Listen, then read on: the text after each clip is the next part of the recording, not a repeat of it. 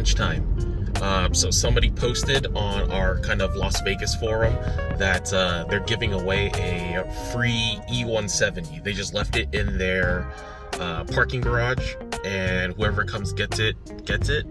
And I happen to be free right now, and I figure why not? It's maybe only a 10-minute drive away from me, so hopefully I can get to it. That'd be really cool, just to, you know, hey, have another Red Sea, free Red Sea at that.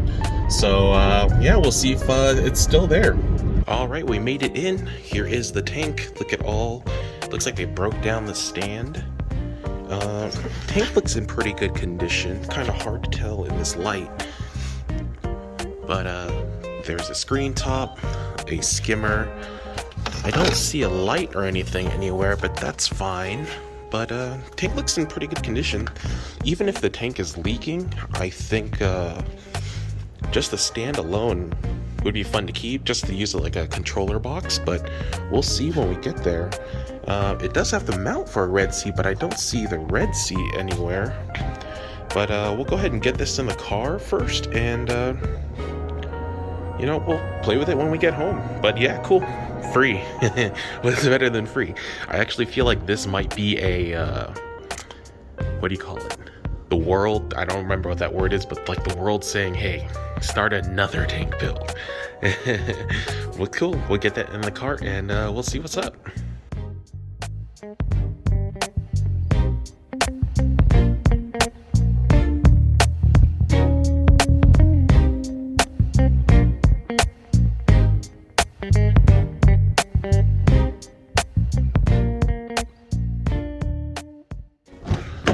Alright, so it's pretty much all in there. We'll get it home, and we'll see what we'll do with it. I don't even know if my wife will let me put this in the house, but hey, worth the try, right? I mean, it was freaking free. So there definitely wasn't a light, but at least it has the skimmer and the control box, which is super cool. But hey, maybe this is destiny saying, hey, start another tank build. Start another tank build. We'll see. All right, so we are back home. Here we have the tank. I did have a little bit of a mishap in which I kind of hit the corners here. Unfortunately, you can kind of see it there a little bit. Yeah, I kind of hit the corners. Hopefully it should be okay. I don't see any silicone damage really, just hitting the corners right there. Basically I hit like the world's biggest speed bump on the way home, so unfortunately I damaged it, but for the most part I think it should be okay. It doesn't really affect the seams. The tank is a lot bigger than I thought it would be, which is cool. It's about 45 gallons, a little bigger than I'd like. But yeah, it should serve, you know, a lot of good uses. I think we're going to make a lot of incredible content with this. I do need to get all the pieces and everything out, which, you know, it's going to take a little time. And then we're going to go through how we're going to also clean this tank as well and get it ready to be show ready again. Now, some of the other parts that came with it, I have the original skimmer that comes with it, which is pretty cool. I do have the light mount, but not the light. This little control bar, which usually comes with them, and then just like a screen top. And luckily, most of the other parts I do have. For example, the heater, I have the light available for it. So I pretty much won't have to spend much money on this actual tank. Just need to go ahead and get this guy ready to go. And I think he'll just stay in the garage for now. All right, so now that we have the tank here back home, let's kind of go over it a little bit. And I kind of wanted to go over what to look for when you basically buy a used tank, specifically a Red Sea tank, which of course when you see online a lot of times, people mention, hey, they blow out, they explode, you know, leaks here, leaks there. So I just kind of want to go over what I usually look for when I purchase these tanks. Now, in the past, I've had a BioCube 24 gallon, a Nuvo 30, the Red Sea E260, which is half, this is half the size, the 525, and then of course the new S1000. Now, all of my old tanks, besides the S1000, have always been used tanks, and I've never had an issue with any of them leaking ever. So it may be luck, or it may be looking through the tank thoroughly. I'm not exactly sure, but this is just kind of what I look through before I purchase used tanks, which I've done quite a lot. The first thing is obviously going to be the corners. Obviously here you see the corner is damaged, but that's because I damaged it myself. I also damaged this corner, bringing the tank in, so unfortunately, that's what it is, but that's from my own personal negligence. Now, one thing to note is that this damage right here did go into the silicone a little bit. Now, if the tank was larger, say like the 525, I probably wouldn't have purchased it, just because that's a little bit too much damage, just because it goes into the silicone. And on a larger tank, there's a lot more stress from all the water being in there. I probably wouldn't take that risk. But because this tank is only a 45 gallon, much smaller, it's not too much to actually worry about. Now, the next thing on the list is going to be the seals all around the tank.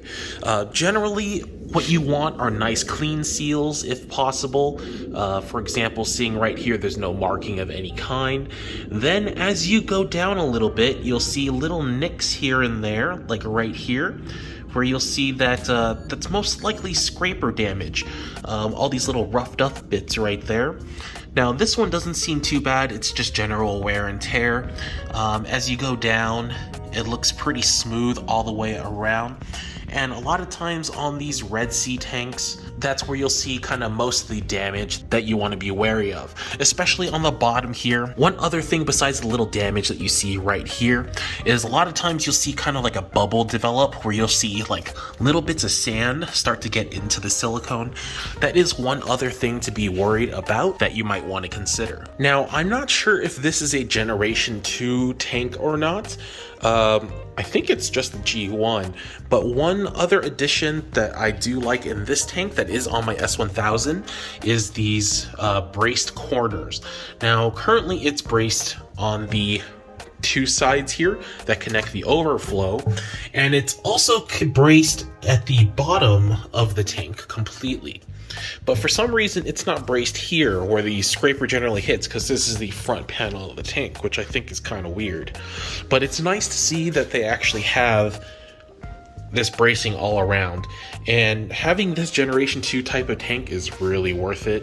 As far as the old seals leaking, this is a great option just to remedy that. So if you do purchase a Red Sea tank, definitely go Generation 2, because I think just these armored seams alone are worth it.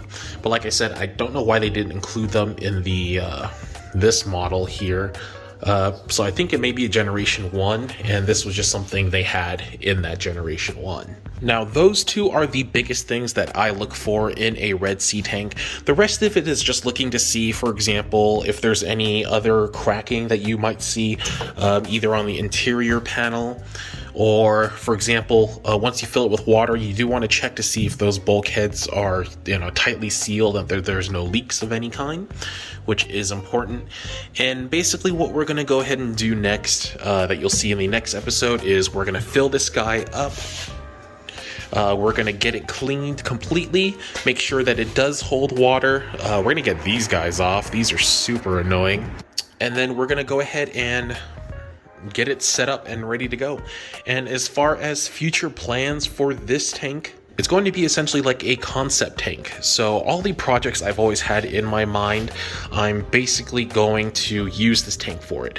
It doesn't make sense now, but it will in the future. But for today, that's pretty much it. I'm just super happy to be able to get this. It's almost like a Christmas present to myself.